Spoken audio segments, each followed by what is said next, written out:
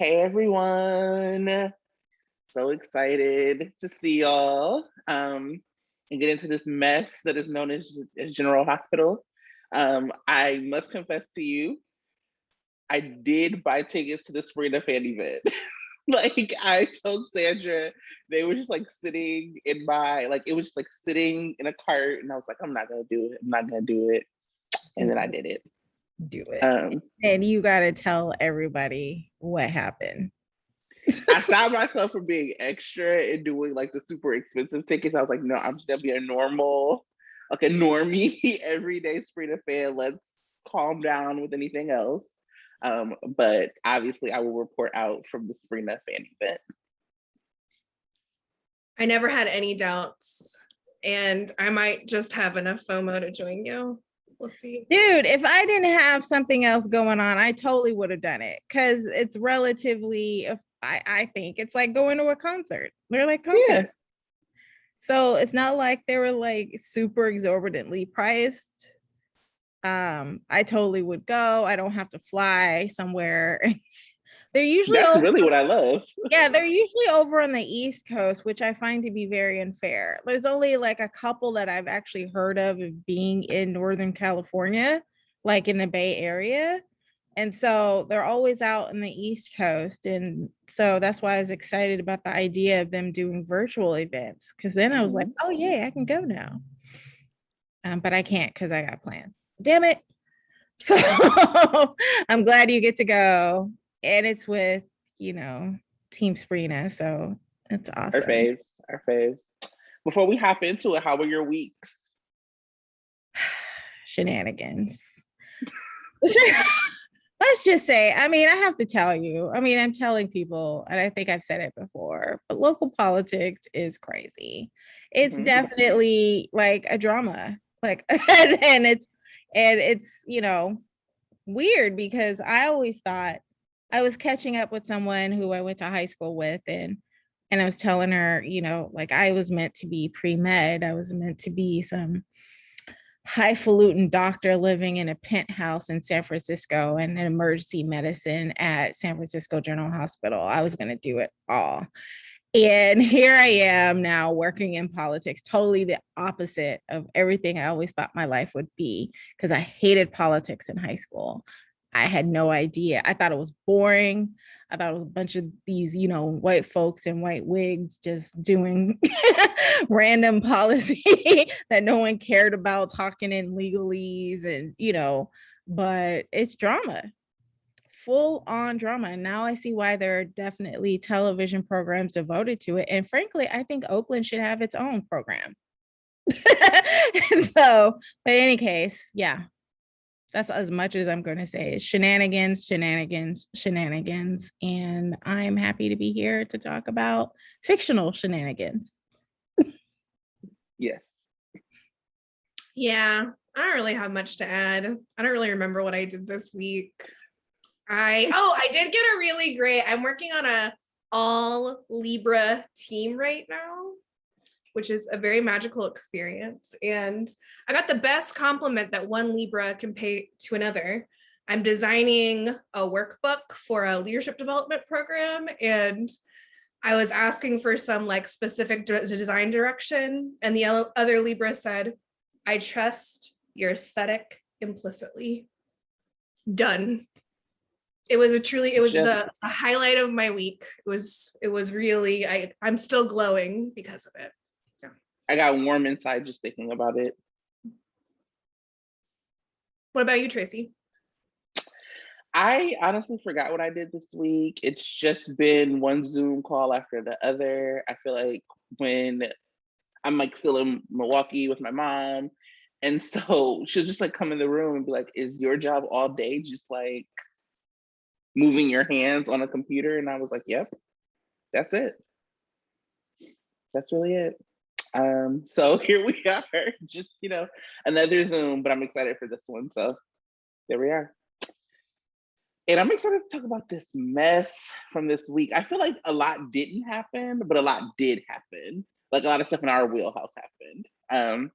So are y'all ready for this recap? I realize they've been pretty long, so I'm trying to get shorter, so I might miss some things, but we're into it. Ready? Yes. Okay. So we start this week at Spring Ridge, aka Camp Prison, with Nikolas and Alexis. Nikolas confirms to Alexis that Spencer is the stalker and that he has cut him off financially and emotionally because he has turned into, quote, a true castine. Alexis is disgusted and encourages Nikolas to actually be a father. Sean meets with Jax and shares that he is suspicious that Nikolas may have something to do with Hayden's shooting / disappearance. And so Sean overlaps with Nikolas at Camp Prison as he's going out. Sean's coming in to visit Alexis on the same day, and they share a look. At Windermere, we see Spencer be defiant with Ava and ask for forgiveness with Trina. Trina tells Spencer that he will have to do better with his apology, and Spencer tries to convince Trina that she does mean a lot to him. When Trina leaves, Spencer and Ava have a shouting match, which ends with Spencer being dragged out by the police as Ava has him arrested. Ava is nervous to tell Nikolas that she has Spencer arrested because she doesn't know how he will take it. Eventually, he sides with her. Nikolas wants to speak with Laura, but ends up talking with Kevin, who is the second person to tell Nikolas to step it up as a father. We also see from that exchange that neither Nikolas or Kevin, specifically Kevin, trusts Esme. At Kelly's, after realizing she can't turn Spencer against his friends, Esme tries to manipulate Cam and Joss.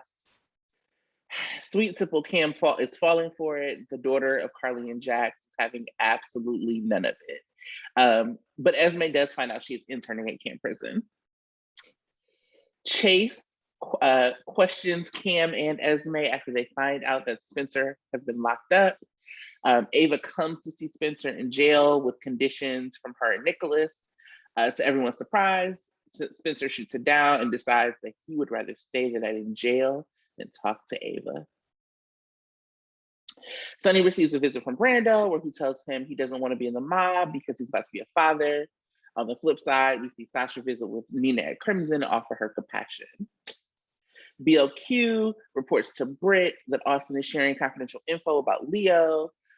When Olivia finds out about this, she's not happy and accuses BLQ of putting the company over her brother. Austin is suspended, and Maxie is also not happy when she finds this out because she's actually becoming friends with Austin, which is interesting. We see a scene between Sonny and Jax where Jax tells him that Sonny, was between him, Jax, and Nina. This prompts Sonny to give Nina a visit and set some ground rules for the way she interacts with his family. She gives Sonny back his watch, which she received from Phyllis, and Sonny says it's up to Michael whether or not she sees Wiley. So we're seeing a little softer side of Sonny. Something in this conversation prompts Sonny to think back to the night he arrives back, and he flashes back to Jarly and begins to wonder if this marriage of convenience was actually about convenience. Jason admits to Sonny that he did fall in love with Carly, but he wants things to go back to normal. Carly and Sonny have a conversation where she admits basically the same, but says that Jason is now just her best friend and all of this is Nina's fault. After Scotty lets it slip that Sonny was Mike, Ava goes to see Nina because she makes the connection. Following a tense conversation between Carly and Ava about custody of Avery, Ava basically encourages Nina to go for Sonny. Britt and Carly have a conversation where Carly tells Britt that she's basically the price of admission for dating Jason, and Britt says hard fucking pass, which girl same. Sadly, that doesn't last because Scott convinces her that she needs Jason to find Liesl. Britt calls Jason and Jason arrives right away. And people who are making the most out of too little screen time, we have Robert, Anna, Sam, and Dante continue on their caper. The foursome connects and Anna updates everyone. Robert reveals that Victor is alive, which does not shock Anna because she's like, of course, these are castines. Drew gets tended to by Liesl and realizes that he's losing time in his head. He does not know where things are. And he's like, what's going on here? And he finds out, we find out from Victor that the reason he has Peter around is to activate Drew. But Peter had been holding back that he could. And so now that Victor knows that Peter can activate Drew, he's very upset and he has Peter drugged away by his men. Quite a week. Not enough of our faves. What do y'all think? Yeah, it wasn't as exciting as some other weeks, but there was definitely some interesting interactions, and there were some great scenes between some of our favorite characters. But it, for me, it was kind of a slowish week, which I think could have popped a little bit more if certain things happened, but they didn't. So it was more like, eh. I mean, I watched it, and sometimes when I get super excited, I'll tweet or text or something, and I didn't do that this week.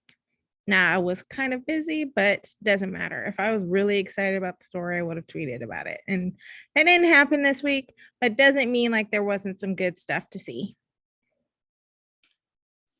Yeah, not like, okay, too much Carly, not enough Grease. Always could use more of the teens. Also, some of the teen writing was weird and wonky too. So there was just some like pacing stuff that felt weird. But a lot of moments that I was personally very excited about. But we were too much in Port Charles and not enough in Greece. It's like my overall feelings of the week.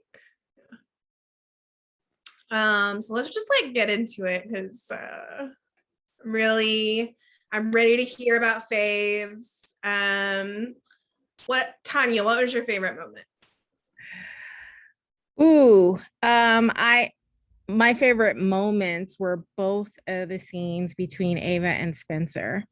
So the first one where Spencer goes to Cassadine Island, or goes to what did I call it? I forgot. But anyway, goes to the house and Ava's there. And I think she was talking with Trina, and he has the confrontation with her. I thought the acting was amazing, especially with Nikolas Chavez. I mean, he brought it to her about all the things that he was upset about, like that scene where he was like, you chose your face. I was like,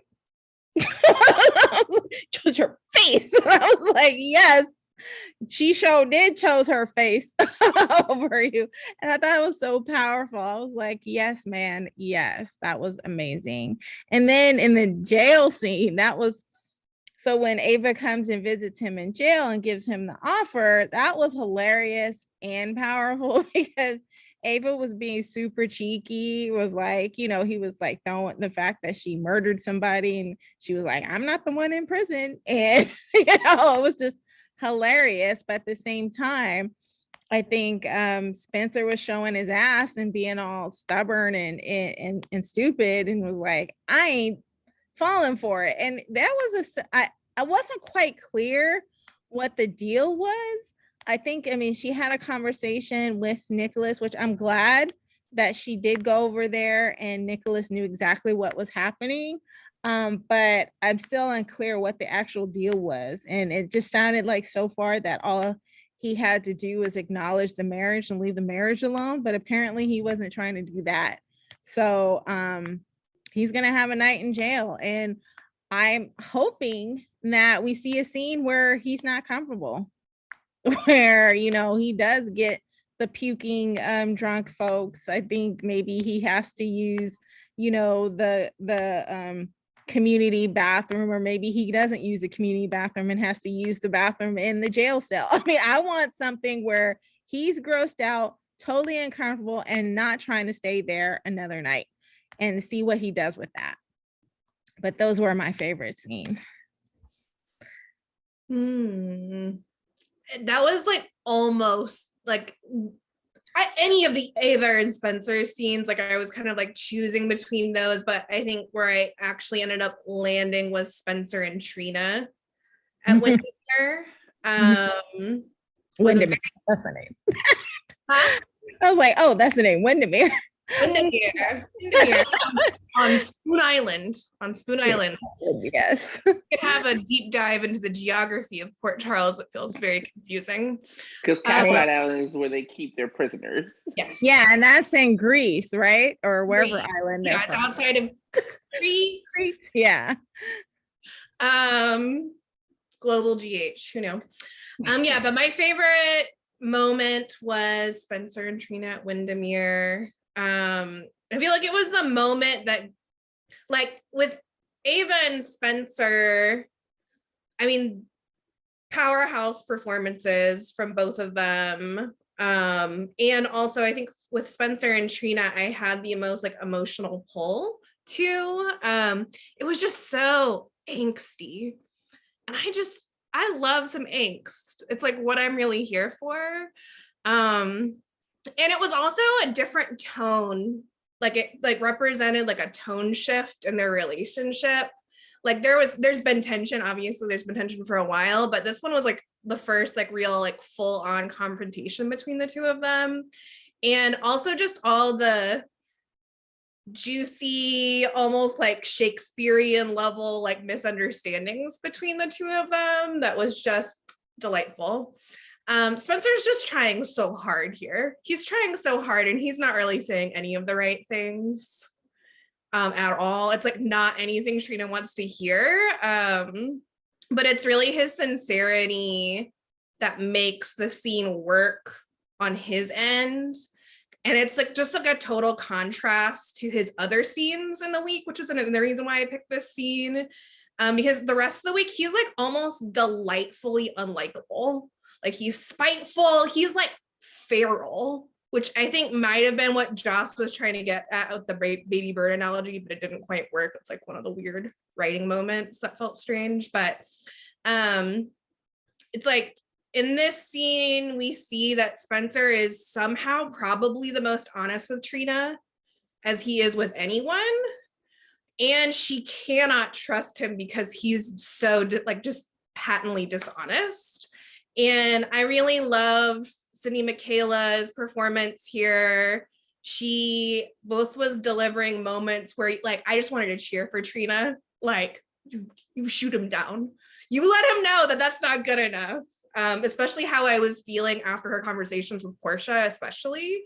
But I also was like in my feels as she was struggling with her own inner conflict, which is like also maybe some of the audience's conflict of like, she knows deep down that he's actually being very sincere and she doesn't feel like she should believe him anyway because of like how dishonest he has been. And so there's something about like, even as Trina is painted as like confident and super perceptive, like, you know, we're always talking about how Trina's like always right, always fixing things, always like on top of her shit. And there's this like one place where she is just plainly oblivious to things that even dumbass Nikolas can pick up on, which is that Spencer like returns her feelings and is basically obsessed with her. So I loved it. There were lots of throwbacks to their first meeting, which they keep referring back to the "you're not nobody, you're the opposite of nobody" swoon. But you know, like first meetings are always really important, like in a rom-com and a soap opera, like this is like setting the tone for what the relationship is going to be. And they keep reflecting back on that moment. And for Trina, it's like, oh, her first meeting with Spencer represents the beginning of his lies to her. It's like, oh, this is like actually, it's like doomed from the start. But for Spencer, it represents like the beginning of him choosing connection over his plot. And we've talked about this before, right? Like everything just kind of unraveled for him once he met Trina. So when he was appealing about their friendship, that felt really tender. Like he was like practically begging for their relationship and, you know, telling her she's the only friend that's known him as more than like his privileged position in the world, which, you know, feels like a big wink to Esme. So there's just like little moments throughout that scene that were very sweet and like provided some emotional anchoring, because obviously shit's about to get a lot more chaotic and wild, and Spencer's not going to be letting go of his grudge anytime soon. So I'm hoping for more of that kind of like little bits of sustenance from them. What about you, Tracy? Yeah, I mean, I was like trying to figure it out. I knew that we were gonna all be in like the Spencer, Ava, Trina category. So I was like, is there another moment that I could pick that would feel true? And like it just doesn't. Like obviously it doesn't feel true. Um, Especially because we saw so little of like Anna and Valentine and like our actual other faves. Um, so I'll say this: like I am not conflicted about Spencer. I am a Spencer apologist. I have never wanted a privileged little white boy in jail less. I'm like, free Spencer today. Let him out. He doesn't deserve it. Like I was and like I love Ava, which is like the other part that was like was conflicting for me.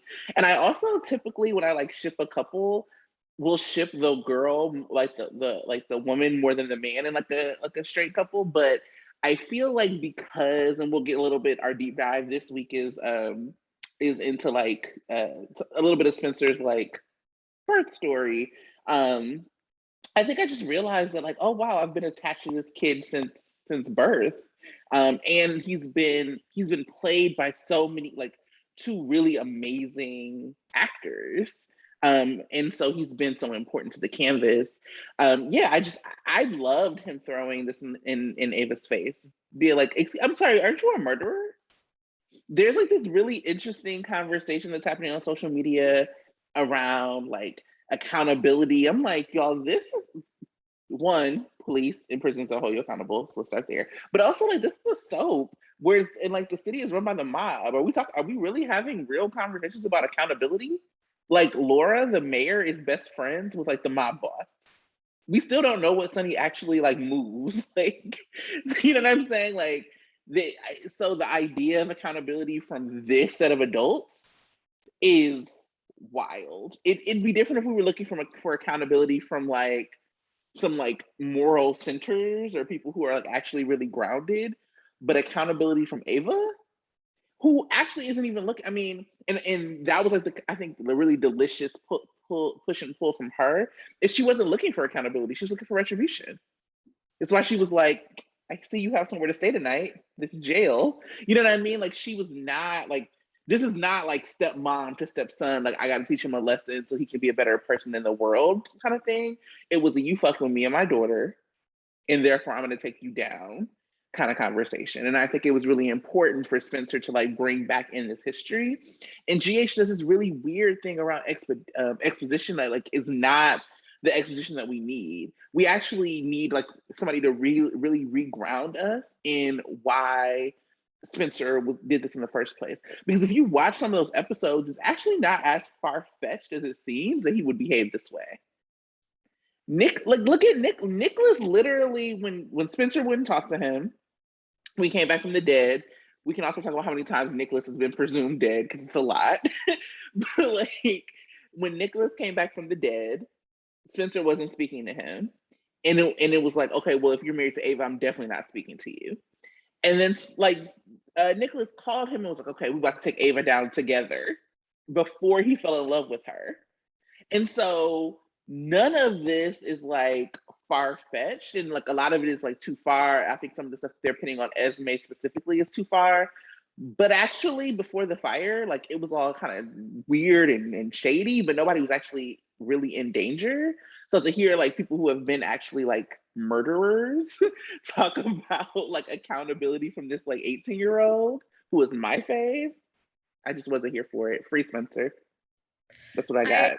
I agree with you to an extent. I think Spencer does have every right to be angry, and not to say he has every right to act out, but he definitely has at least a background, a life background to actually explain his anger and his actions. I think you're right that Ava has no leg to stand on as far as, trying to, try to teach him how to be better. But I had this weird reaction of, yes, Ava's going to kick his ass because she's a mob boss and she's going to show him that no, she's not the one to mess with. Like, I like that about Ava. It's wrong.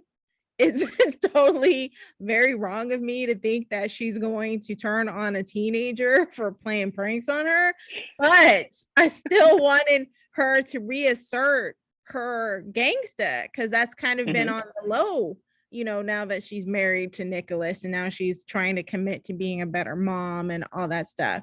Like, I want to see that part of her again because she's a total boss and she needs to be recognized as a boss. Like now people are like, Ava is crazy and she doesn't need to be messed with. No one needs to talk with her. We shun her, but we forget that she's also pretty powerful and needs to be respected as such, almost as much as Sonny. And folks revere Sonny and are more scared than Sonny. of him more than Sonny, right? Folks are scared of him for whatever reason. He hasn't actually done very much. Sonny himself, it's all Jason. Jason's the enforcer, but Ava, she has the chutzpah to actually kill somebody, and folks ain't even scared of that. And so I think I want Nikolas to recognize that, not Nikolas, Spencer, to recognize that he's not messing with some random woman. He's messing with a woman that could kill you if she wants to. And so that I did enjoy that a little bit, and I shouldn't have, but I did. It's not that you shouldn't, but I'll also say it's hard to take her like seriously, and I think this is such a weird GH writing decision to make her and Nina besties. Like, I get it, soaps, rewrites and all of that, but sis, like, cut your baby out of you not that long ago. It's too soon for y'all to be besties. Well, maybe someday her and Spencer will be besties.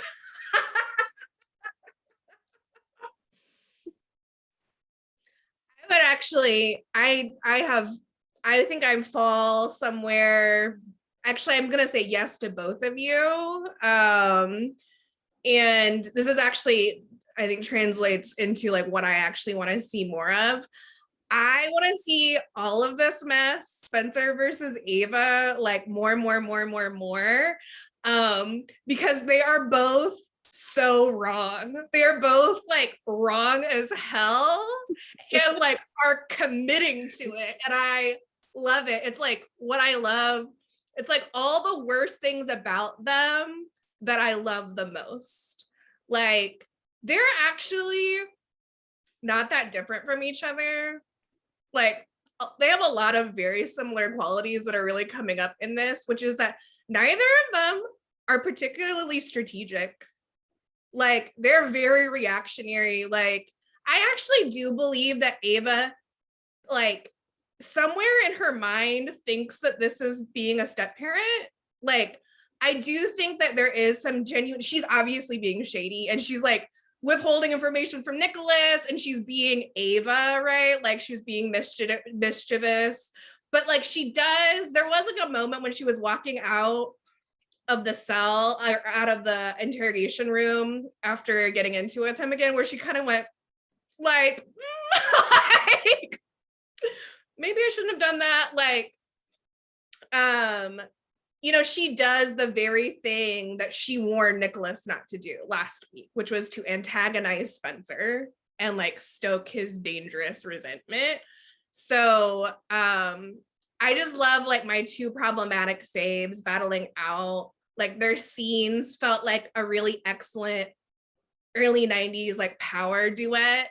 Like, there's like a nice swell, there's like a back and forth, there's a give and take. Whereas in other scene partnerships where there's anger present, like it's just a lot of shouting, there are plenty of offenders along like the older actors where it's just like once they start yelling, it's just yelling. I think Maura and Nikolas both are very like intuitive performers. And so we're just really like riding the waves of their scenes with them. And Yeah, it finally feels like also like Ava's actually engaged in the story again, because she was just kind of like reacting and being a victim and saying goodbye to people for like 6 weeks in the day that never ended on GH. And so I appreciate that she was just being messy for 5 days this week. I know we say that no one should be on for 5 days a week, but I think more or less can be on 5 days a week. That's just me personally. And I also thought it was interesting that like I know that there was confusion about what the deal was, and like was there like more to it that happened off screen? I don't know. The writing was very weird and choppy this week, but I just assumed that it was that he just had to agree to coexist with Ava. And he's just like so consumed by his hatred of her that he's just like, nah. And he says, I won't let Ava control me the way she controls my father. And he says this to Esme, who is literally controlling him. So I love Spencer. I love his mess. He's wrong as hell. So is Ava. And I'm ready for more of it. It doesn't look like it's going away anytime soon. So I wasn't expecting Ava to like take it this far. I was expecting her to be more forgiving. And I'm so glad I was wrong. I'm really glad I was wrong. I do hope that Spencer is not in jail for much longer, because that,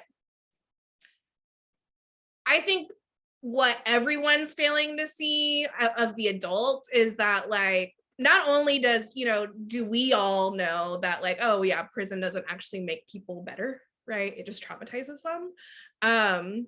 But like, this is going to do the exact opposite of what they want to do, or what they should want, which is to de-escalate the situation. It's obviously going to mega escalate it. So yay for the story, boo for Spencer. You're having a really, really bad day, friend. A really bad day. And it was also just like my heartstrings, I guess, going to my like what I want to see more. It was the way in which all of this went down, and he was still looking for his dad. You know what I'm saying? Like, it was like he went back to Windermere looking for Nikolas and was like, okay, well, whatever. And then when they were like, you have a visitor, then it was like he was just like, oh, my dad is here to bail me out. Like it wasn't like entitled. It was like wanting. It was like I want my dad to still love me, and I was just like, oh my god, get my baby out of here. Get my child out of jail.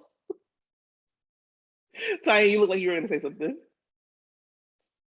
I was like, oh, that I did notice that. That was very, he still wants his dad.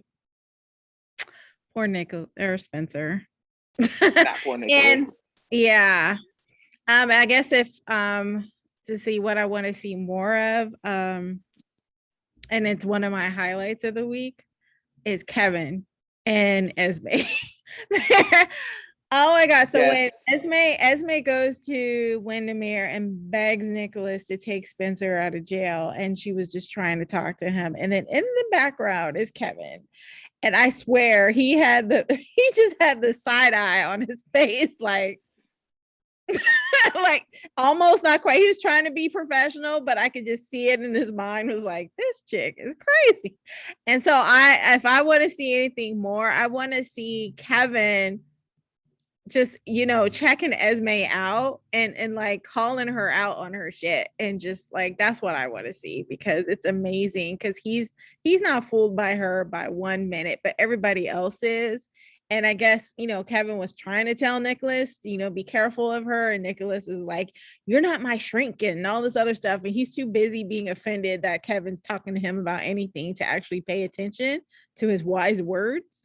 And so I want to see Kevin more interact with Esme and just calling her out on her shit. And that would be fun for me. So yeah. What do you, Tracy? Nikolas has big, you're not my real dad energy going on with Kevin, and it's a little ridiculous. Yeah. So Sandra, you were gonna say something about him not being his real dad? I know you have some Kevin love over there. Oh, he should wish that Kevin was his dad, but It is very strange. I'm like, Nikolas, you're like our age, and you were having stepdaddy issues with Kevin of all people. With Kevin, perfect angel, baby angel Kevin. Ugh. Well, I mean, if you look at it from that point of view, Kevin also let loose his brother Ryan on Ava, and so I can see why he's still like, I don't know about you. Water And under the bridge. yeah, it should be, but I don't know. And I don't think Kevin did not make Ava do it. well, he didn't, yeah. But I don't think Nikolas would like anyone that his mom was with outside of him. Like, I think he had a resentment about Luke. He had a resentment. I don't know who else. Rightfully so. Well, rightfully. Yeah. Rightfully so. And I don't know who else Laura was been with except for Scotty. Yeah, so I don't think he's fond of anybody trying to take on the daddy role for him. True. I also Kevin wasn't. Oh, sorry. I was just saying. I feel like Kevin wasn't trying to take on a daddy role. He was trying to take on a, hey, I think you like should. This bitch is crazy role. This is what I think you should do. Like, but I think in the scene he was talking about how he wanted Laura because he's having trouble and he's trying to figure out what to do. And he was like, "What do you think I should do?" And then Kevin was like, Right. "Yeah." And then he was like, "All you do is give me, shrink advice instead of, And then Kevin was like, "You're right, but I ain't got nothing for you." So Nikolas wants to be coddled. Right. He wants, and so there's a lot.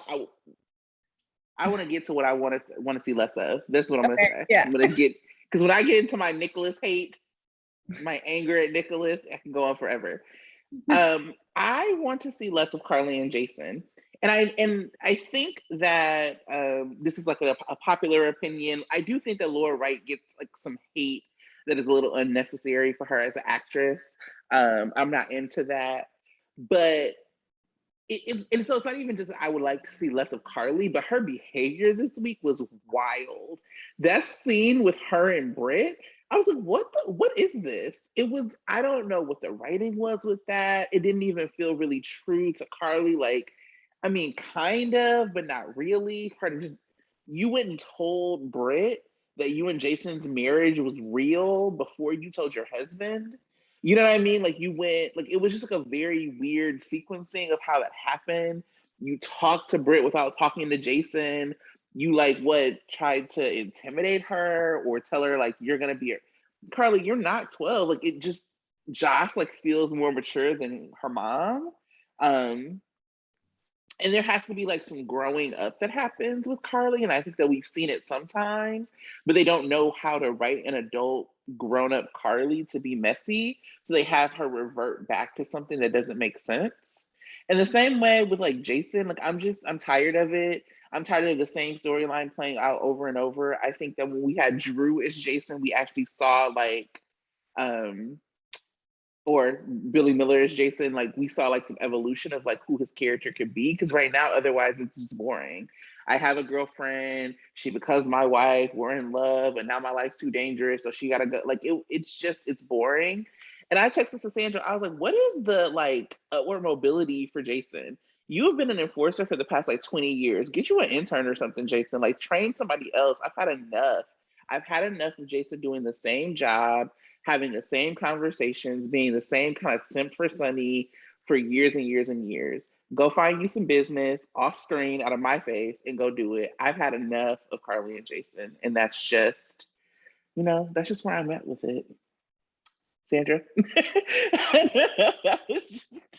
That's me. I've had enough.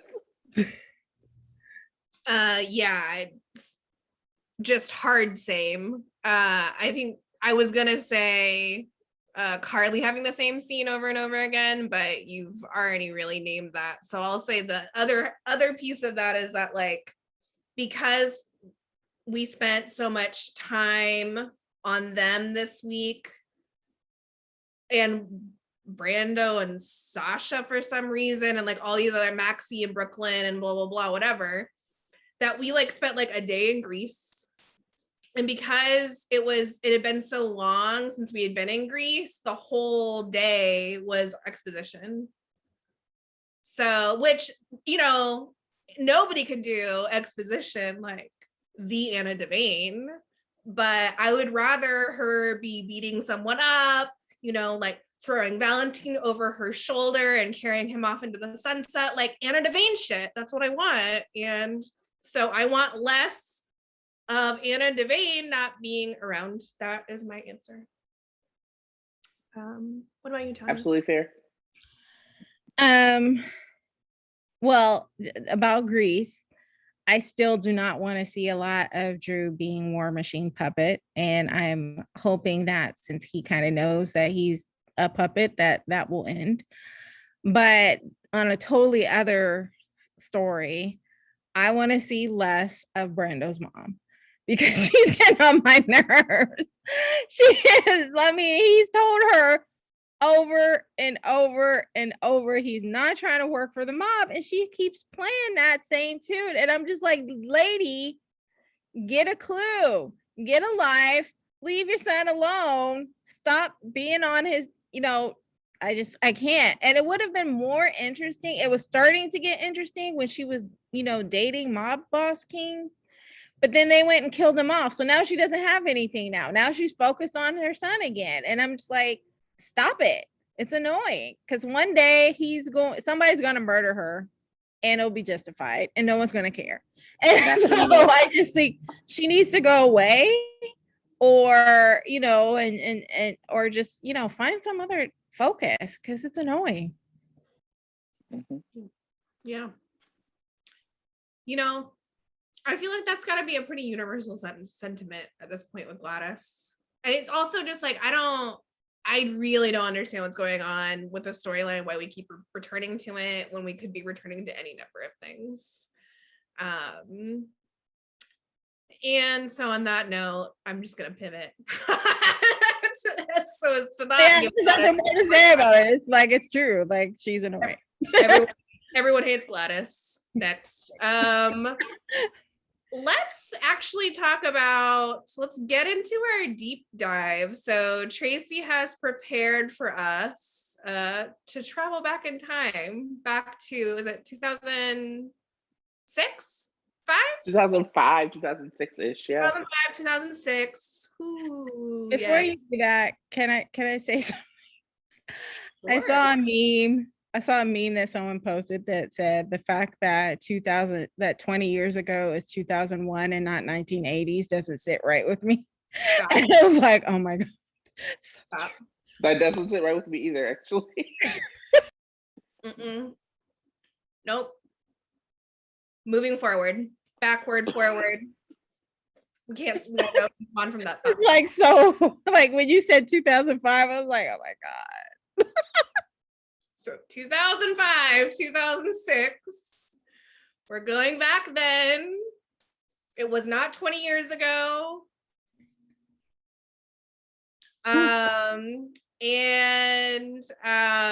We're talking about the love quadrangle pentagon that actually led to our current problematic fave Cassadine Prince birth. So Tracy, Ooh.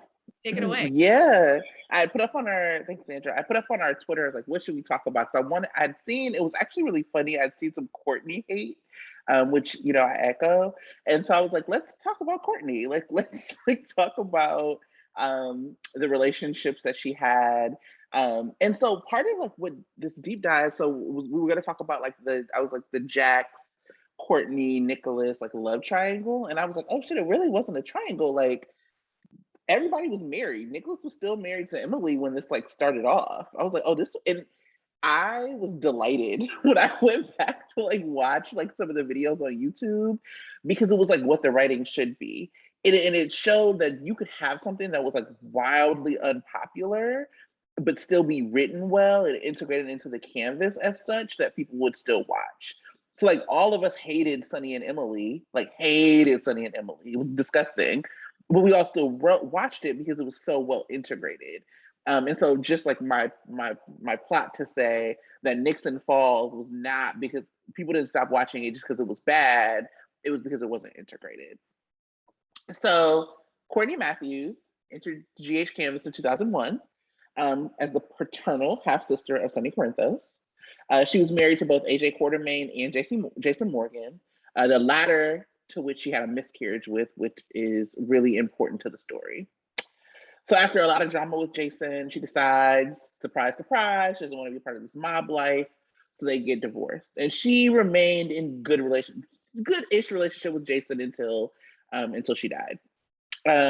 So she was trying to figure out how to be her own person. She started a foundation for underprivileged kids. And Jax, in true Jasper Jax fashion, comes through, is interested and intrigued by her, and bets her $10 million that he can seduce her in 3 months. And so through that storyline, we see a lot of like dates, and we see it's almost like The Bachelorette a little bit. We see him like doting on her, spoiling her, and she thinks it's going to be easy money. And then she realizes, oh shit, I'm in love with Jasper Jax. So they have this relationship. And in addition, she can't have babies. Like supposedly at the time, she, like everybody at GH who has a baby, she can't have babies. And so she is like, okay, we need a surrogate for our child. Elizabeth and Fake Lucky this is like Lucky that became a cop, Greg Vaughn, who I think is still fine, just not lucky. Fine as in like looks good, not fine as in. No, I laughed at the lucky part. He's fine, but not lucky. He's fine, he's not lucky. And so he had like got injured on the job, that he had all these medical bills. Shout out to getting Medicare for all and universal health insurance. Maybe this wouldn't have happened for Lucky if we had that. And they have all these bills. So Elizabeth decides they decide they're going to have Elizabeth be the surrogate for Jax and Courtney. In that, Courtney and Lucky both get very jealous of the bond and the relationship that is growing between Jax and Elizabeth. Like Jax dotes on Elizabeth. Courtney feels very left out. And in that time, at the same time, Emily and Nikolas, it's a whole nother deep dive that could be happening into like what was going on in their relationship. Like Nikolas was like presumed dead, and then he wasn't dead, and then he had amnesia and whatever. But and I'm not even gonna get into, because it makes me mad to even think about why they had a really weird relationship, but their relationship just wasn't going well at the time. And so because of that time, it wasn't going well, him and Nikolas and Courtney build a bond. And going back to watch the videos, I was like, oh shit, I forgot. Emily was still like in love with Nikolas during this time. Like she wanted to save their marriage, but Nikolas had fallen in love with Courtney. So both of them cheat on Jax and Emily.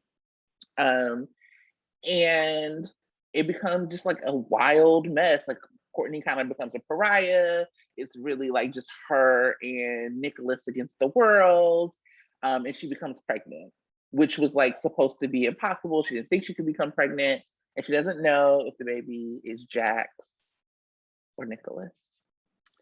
So because of so much stress, Courtney goes out of town and comes back in the middle of a pandemic or epidemic or whatever they were calling it on GH, and is about to give birth.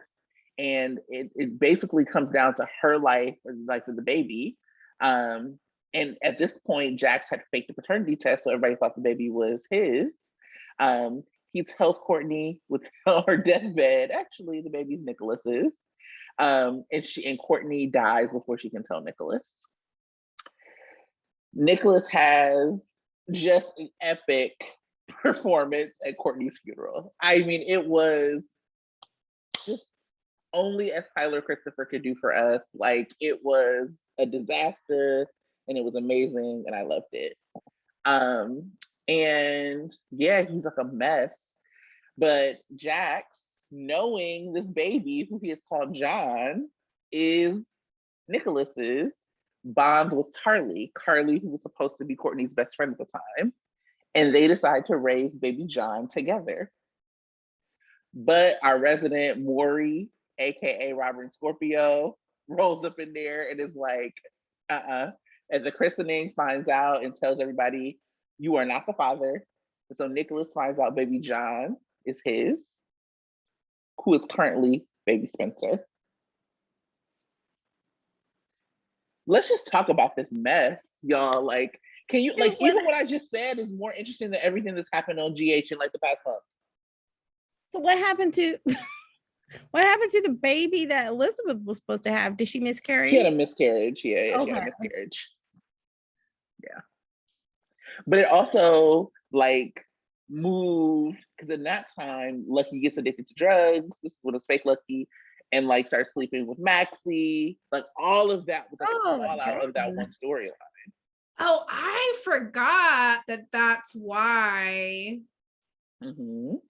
Got it. That's why Lucky started using drugs. Okay. Mm-hmm. This story. I remember I didn't like it because I liked Nikolas and Emily, and like they had already been through like so much. So for this to happen, I was like, ugh. And then she ended up with Sonny, and I actually did stop watching for a little while actually because I'm like, you know, I didn't have like regular access to TV. It was like before things were really streaming. So I had to really go out of my way to watch GH. And I was like, I'm not going out of my way to watch this like Emily and Sonny shit. So I'm gonna poke a little hole in that premise. Sure.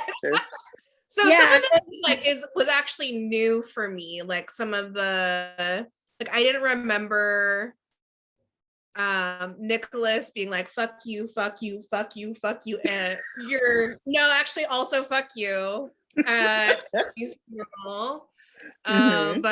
I when you said you were going to do the storyline, I was like, I have to go back and watch some of this mess. I watched some of the stuff between Carly and Jax, like, and some of like the early scenes of like Carly interacting with who would become baby Spencer, and I was just like, wow, you really act like this kid that you kidnapped and that you were trying to be this kid's mom, you really act like he's like the gum on the bottom of your shoes. This was almost Jocelyn's brother. Yep. Who isn't Spencer related to at this point, but I was like, was having a lot of angry feels for sure while I was watching it. And also I went on and watched a little bit further, like when Spencer was like kidnapped for a little while and like reunited with Nikolas, and I was like,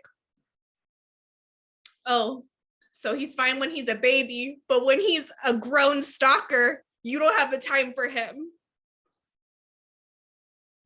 Bad father. I just remember Tyler, like I think I said this before, Tyler, Christopher, and Spencer. I mean, Tyler was a great dad. Nikolas was a great dad to Spencer when he was a baby and when he was a little toddler. I don't know what happened. It was just crazy. He was a good dad. And I don't know what happened when he became a teenager. It all changed. It was, yeah, I imagine that poor little boy's just been through a lot. Oh. It's crazy. Even before he was even conceived, he's gone through drama. Yeah, for sure. I mean, and I think the beauty of that storyline was that people were so interconnected. In that you can't actually, it was hard to like figure out what to talk about versus what not to talk about. And there are so many other storylines that you can do deep dives in that are attached to it. So you could do a deep dive into like Lucky's drug addiction, and you could do a deep dive into like just like how ridiculous the premise of Jax and Courtney's like courtship was, where like there's just like so much richness, and it made me sad because it actually was just like, oh wait, this is kind of what GH is missing. To Sandra's point, how is it that we're in Greece for like one day, and then we lose like the plots of like or like what makes people interesting?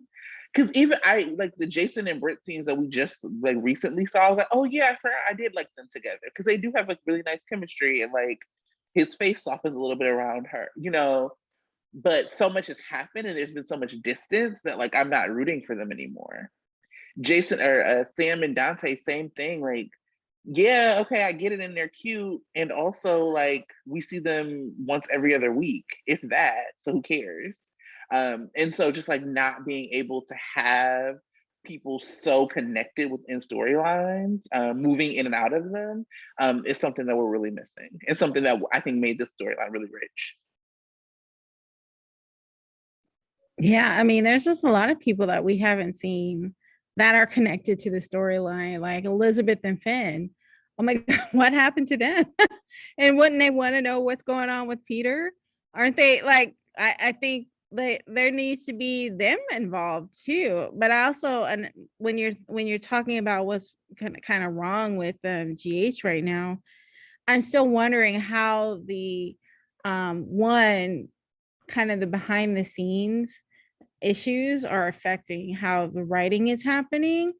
So first I was thinking, okay, are they still kind of, working within some sort of pandemic rules where, they're trying to figure out scheduling and they can only get this person at this time, and some are vaccinated, some aren't, that kind of, and I know there's now a rule where they all need to be vaccinated, but has that deadline already passed, and now we're still seeing scenes from pandemic times. And then also now, and we haven't really discussed it, but I kind of tweeted about it, but there's going to be a strike soon, and how is that going to possibly affect how storylines and filming and editing is happening? And so I think there's a lot probably going on behind the scenes that's affecting how we're seeing storylines now, and I'm wondering if that's part of it. I think some people are feeling a little, not as quite as much, but a little bit of the same about some of the other soaps that are happening. I know at least for The Bold and the Beautiful, Young and the Restless hardly ever gets the same kind of complaints because they're still super popular, but their storylines are not as the same as they were back in the day too. So it just makes me wonder what's happening that we don't know about that's affecting the writing and the editing. Yeah, I mean, they're definitely still operating under COVID protocols and will continue to, even after the vaccine mandate is in place, which the deadline got pushed to November 1st. So they still do not everyone is vaxxed yet, probably. And also they're still gonna have protocols in place because I mean, I think they probably will for a long time, but also because the state of California still has protocols in place too. But yeah, I think there's some of that is definitely like at play. Like you just can't mix people the same way. And I think they could still do better. Right. Like one of the biggest complaints right now is like, where is Elizabeth? Why isn't she on the screen? And my first thought was, is Elizabeth, maybe is the actress is on vacation, or is she on a hike? I don't know. It could be that's why they're not writing for her, is because she actually as an actress might not be available for whatever reason. Or it could be that they are focusing way too much on Laura and her story. I don't know, but there's a lot that we don't know that it's hard for us to make a conclusion on and necessarily blame it on the writing.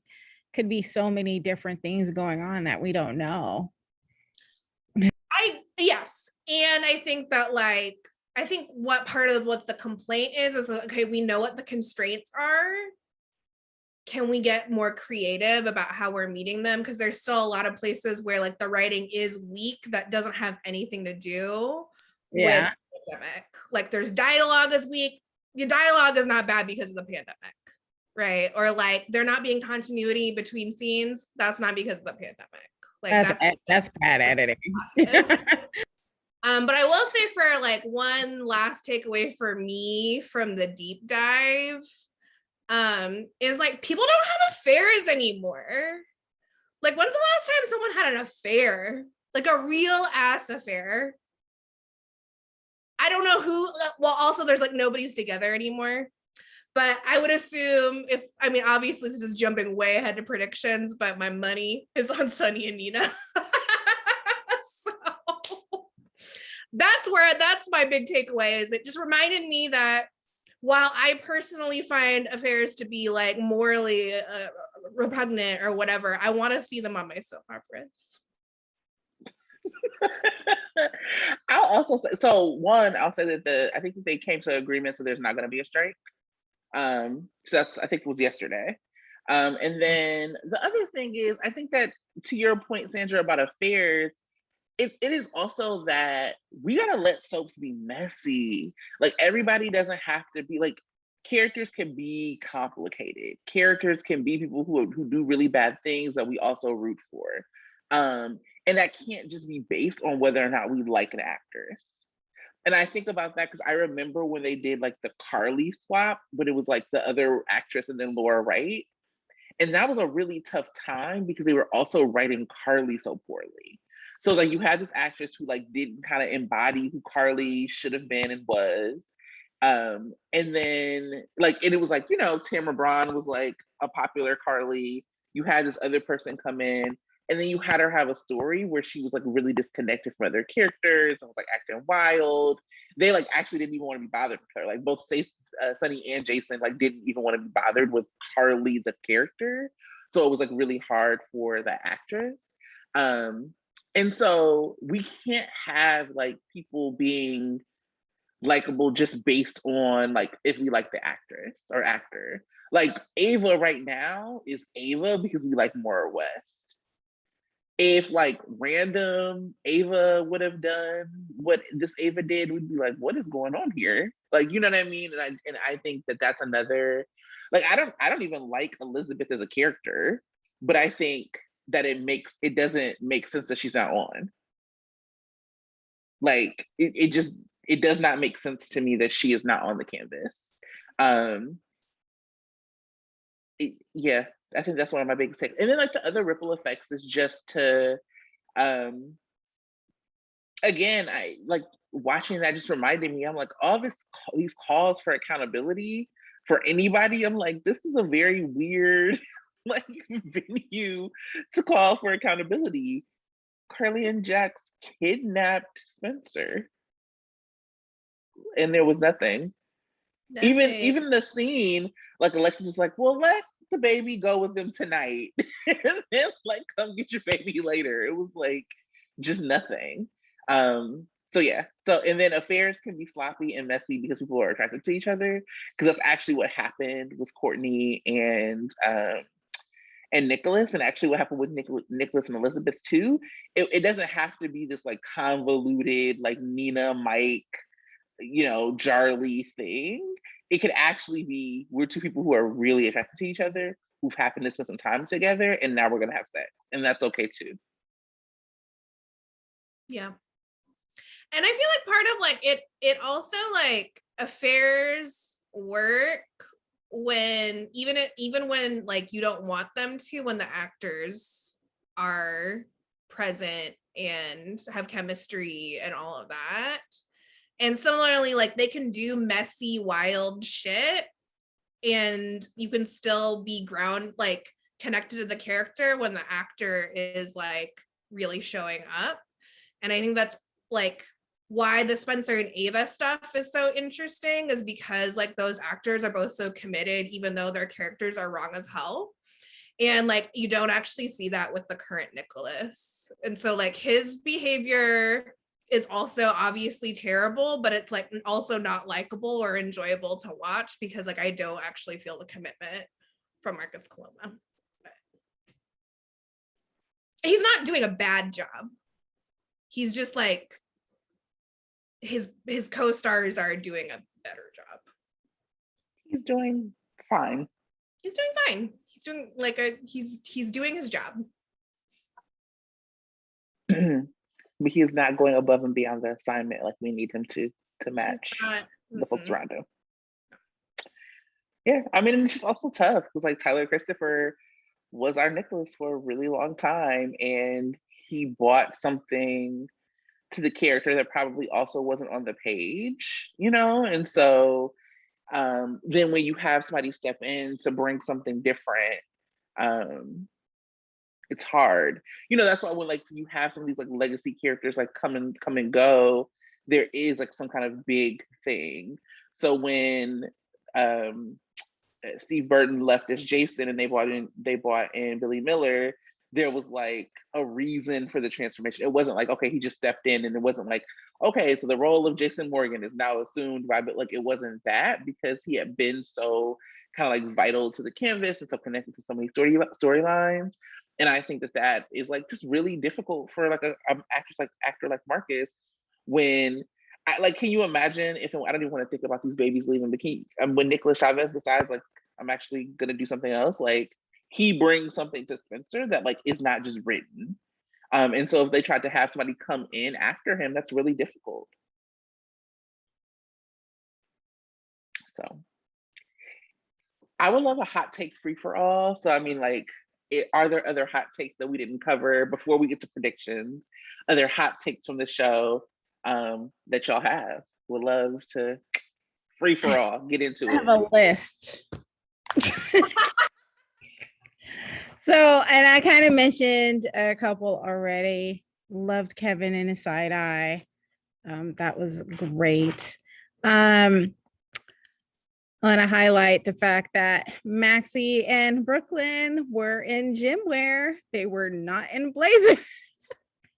And they looked great. I don't know why the clothing department wants to put BLQ in a blazer, but she looks fine not in a blazer. So let's explore that. Can we? I mean the sweat, I feel like the sweats were a little too dark, only because the ones that BLQ was wearing, only because I was trying to take a picture of it and you couldn't really tell she was in sweats because they were just so dark in the background. Maxie wearing bright orange, loved it. And so let's explore more wardrobe department with Brooklyn, okay? Because it was great. What else did I like? Oh, Carly had a friend this week where she talked to somebody. She talked with Olivia, and Olivia was not buying this, I'm gonna stay back and not do anything. Olivia was like, I know you. What you gonna do? And so that was great. So Carly had a friend this week, so I'm happy. We're kind of getting back to this idea that Nikolas is the person that shot at or had someone shoot at Hayden, but I'm confused, right? Because first, no one remembered that Nikolas was involved in Hayden. And then all of a sudden he has a scene with Elizabeth, who's like, I know it was you. And now we're back to, okay, Nikolas, no one remembers that Nikolas was involved. But home dude is like, I think it was Nikolas. I'm like, we all know it was Nikolas. Can we get past that? Because I'm just like, yeah, it's crazy. That whole story is just really crazy. And then also I feel like Sonny's being a hypocrite and not telling Carly about Nina, because I think he's like he's finding out about Jason and Carly, but for some reason he doesn't feel the need to be like, oh, I understand because I fell in love with someone else too. I mean, that could be really key to the conversation, but I feel like they're holding that back to have some sort of explosion later on down the line. And that's fine, but I just feel like I don't understand. He's supposed to be changed Mike, and changed Mike isn't realizing that he's being a hypocrite right now. So that doesn't jive well. And again, Kevin and his side eye, I need to see more of Kevin and Esme interaction. So those are my highlights. I feel like with Sonny, it's like he's Mike, but he's also still Sonny. So like that's the Sonny part of him is like the I'm not gonna actually air my dirty laundry, but I am gonna be a hypocrite and act upset about yours. Yeah. But I notoriously, don't comment on this storyline besides to complain about it. But what I will say is that I was like, with Sonny and Nina, I was like, oh, we're doing this. Mm-hmm. Okay. Like, I was just like, I see it. I didn't see it between them. I really did not see it between Nina and Mike. Like, I was like, I know people say they have chemistry, but I don't see it. But with Sonny and Nina, I was like, oh, these two crazy motherfuckers. All right. I don't ship it. I would never ship Sonny with anyone, but I'm here for the mess. Would never. Would absolutely never ship Sonny with anyone. Never have, never will. So yeah, You I was weren't a Brenda Sonny person? no. Oh, okay. I mean, I find them to be entertaining. I don't ship it. Yeah. For me, like shipping is very different from being like entertained by a couple. Like, yeah. I got you. I really loved the growing tension between Spencer and Esme. At the PCPD, she asked about basically like, well, like, did you snitch on me to Chase? And Spencer is very offended. And he's like, I would never do that to you. And she's very like smug. She's like, kind of like, no, yeah, I know. Or she's like, I know that. And he gives her a long, cold, disgusted look. Like, and he holds it for like a minute. Like, Chase walks up and starts to like ask if he can question Esme. And Spencer's still looking at her like, the fuck?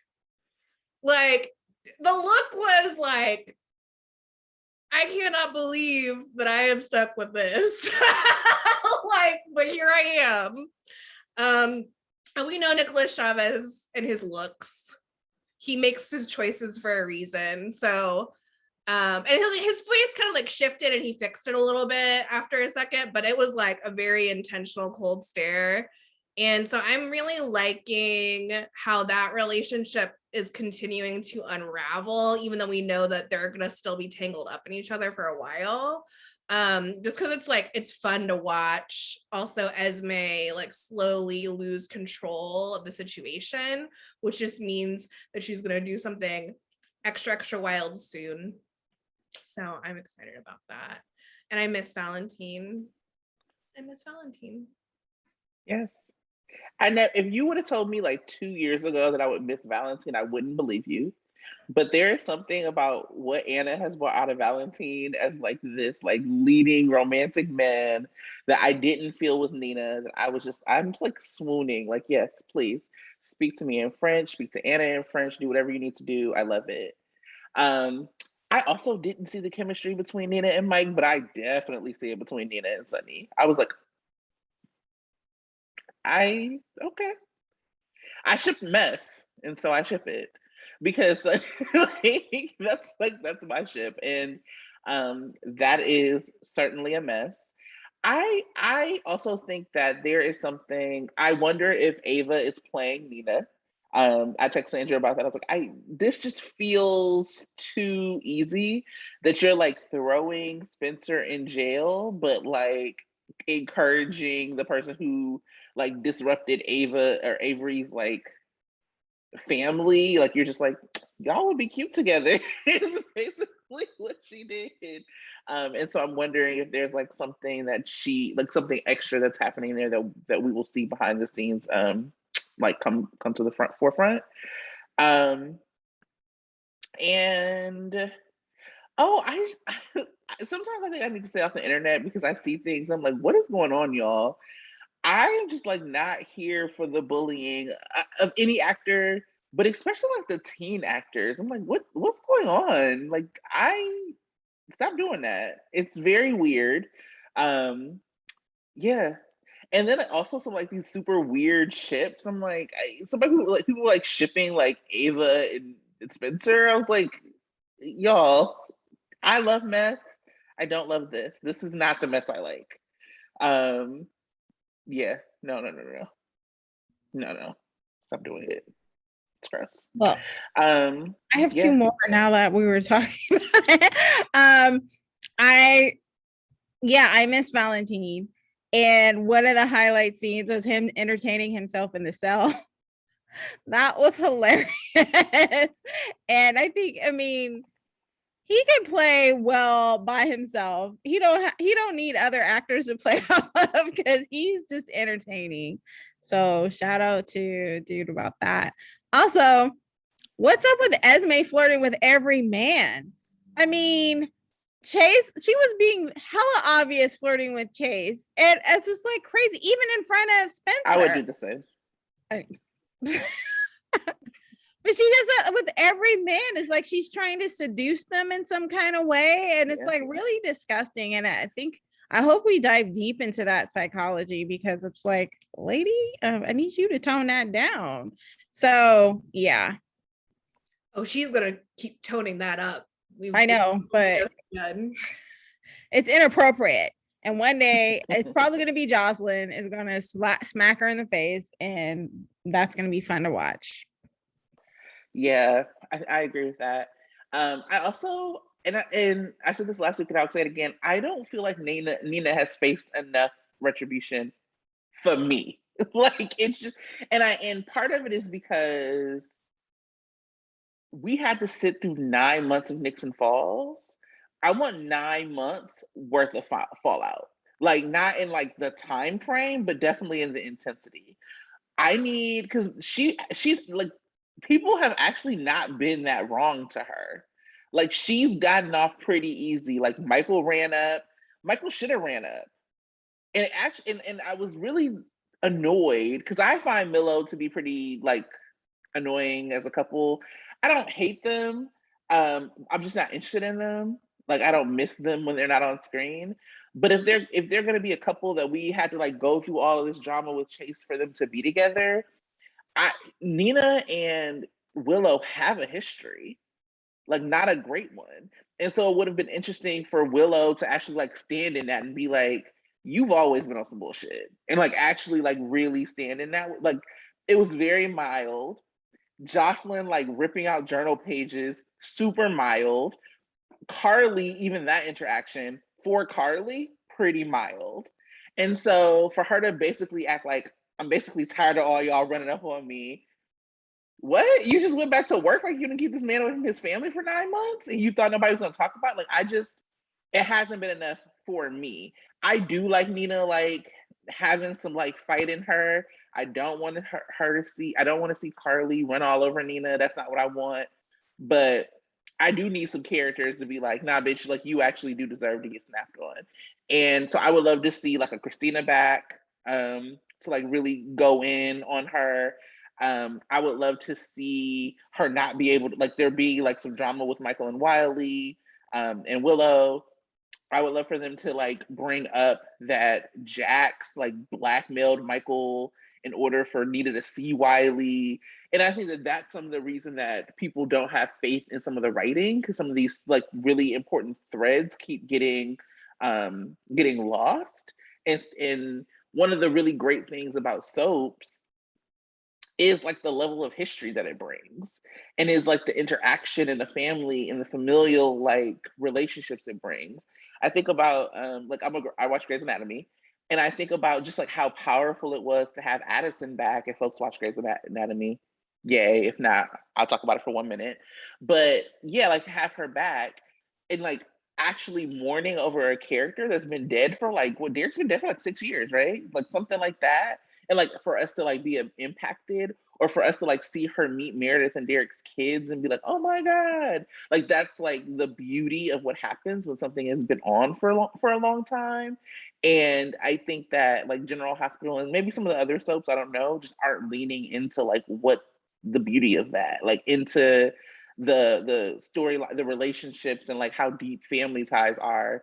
And that is why people are not giving writers the benefit of the doubt even with COVID, because we're just seeing those threads get dropped. Yeah, I think it maybe if I bring it back to Young and the Restless, I think Young and the Restless still does that very well, because I mean, with the wedding of Victoria, all that goes down. The whole Newman family was involved in that story, even if, you know, they're not necessarily supposed to be.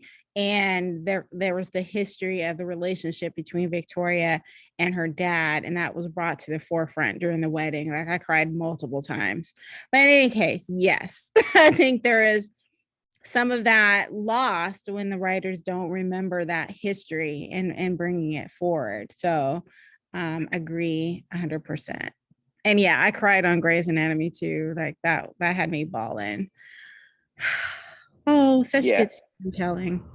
That's Well, we So, have predictions left, and I would love so Sandra, we'll have you go last because you usually like our like crystal ball, but would love for Tanya for you to start with like predictions that you have for the next week or so. and I'm not good at predictions, so why you start with Me me? neither. I'm not good at it either. That's why I'm like, we'll just like do ours and then let Sandra Uh-huh. go free with Uh, her predictions.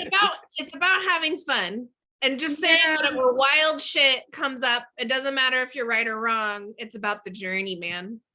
about the journey. Yeah, um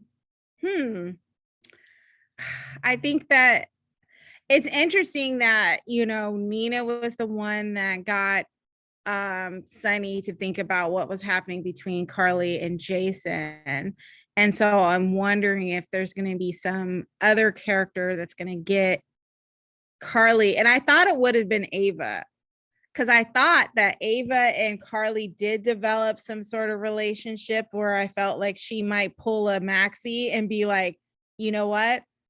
Nina was in love with somebody named Mike, and then kind of just flounce away. That would have been like awesome.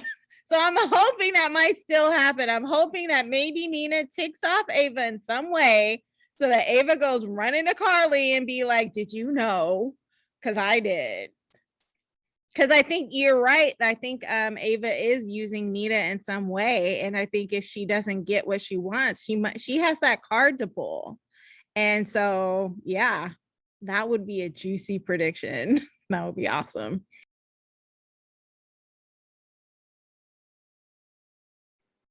Yeah, I definitely predict that Ava is like um playing Nina and Carly. I'm wondering if it's something to do with like custody, and so she thinks that if it can be wild enough that she can just get full custody of Avery. So I'm predicting that. I'm definitely predicting a Nina Sonny like romp.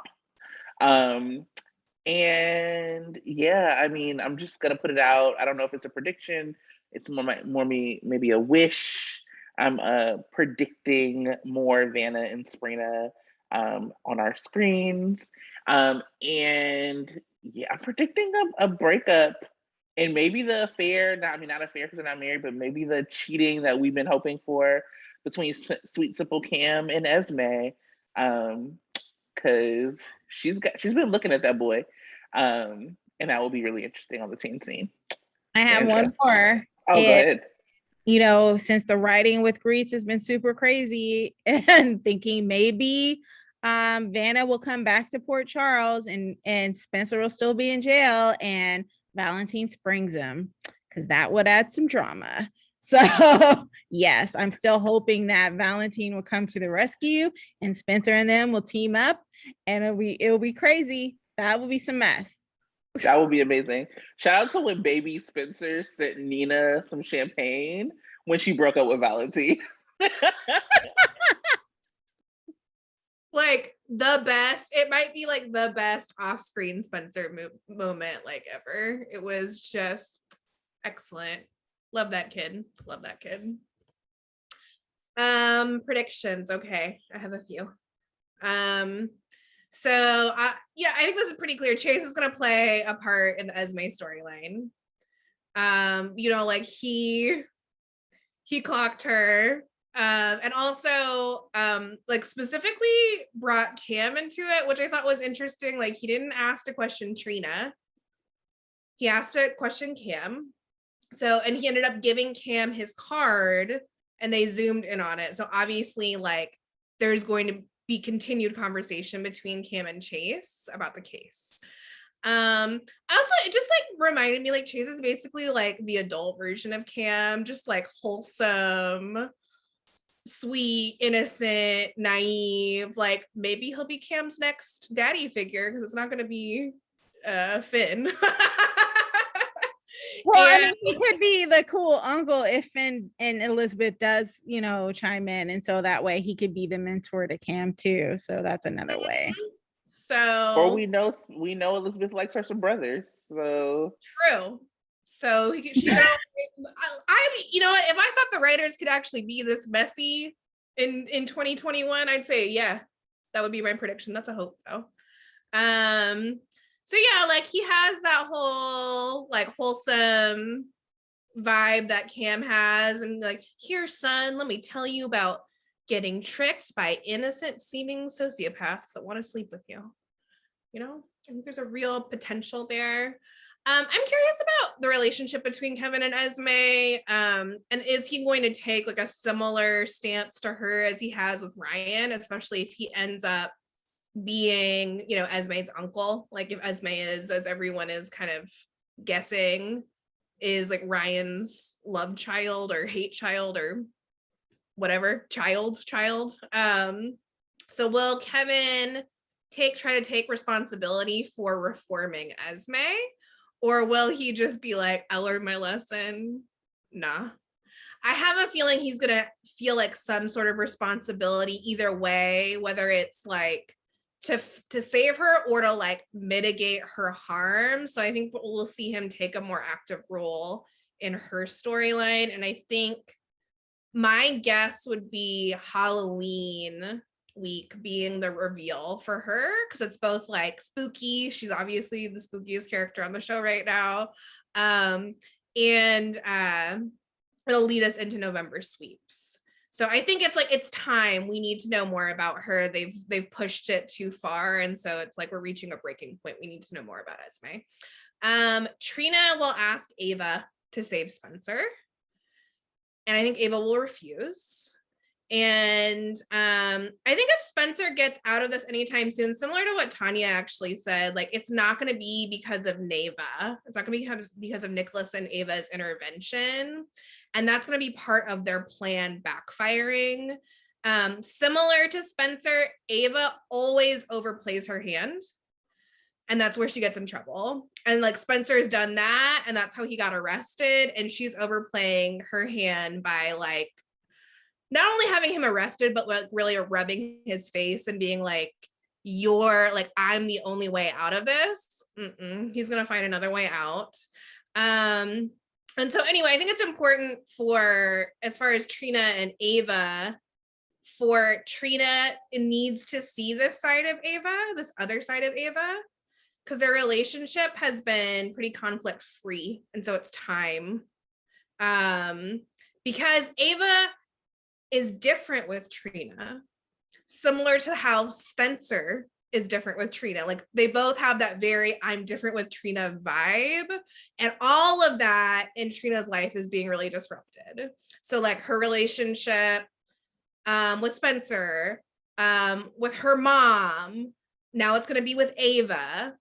And then eventually it's going to be with her dad, or dads plural, right? As the paternity storyline kicks off, it looks like it's going to start picking up. I'm hoping it's another November sweep storyline. But in the preview, Portia talks about needing to reveal something to Curtis. Obviously, it's not this, but like whenever they start dropping those hints in the previews, you're like, okay, like I know you're not going to do this, but we're going somewhere. So let's move on with it. And finally, I predict a Trina Spencer angsty jail scene. It's a prediction and a hope.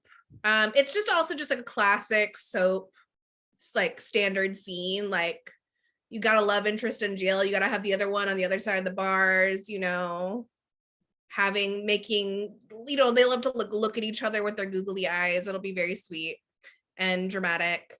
And I think we also just, there's something about the pacing too. Like Spencer's been such a feral revenge monster all week that we need actually an interruption from that.